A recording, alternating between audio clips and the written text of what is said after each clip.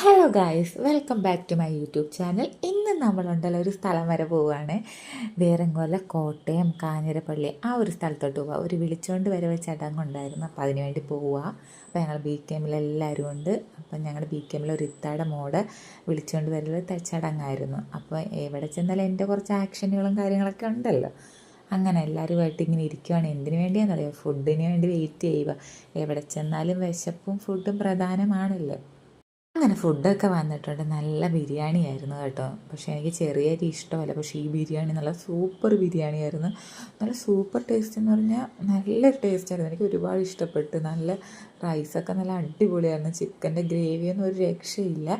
പിന്നെ ആ സ്ഥലത്ത് എന്തൊരു ഭംഗിയാണെന്നറിയാം അവിടെയൊക്കെ കാണാൻ.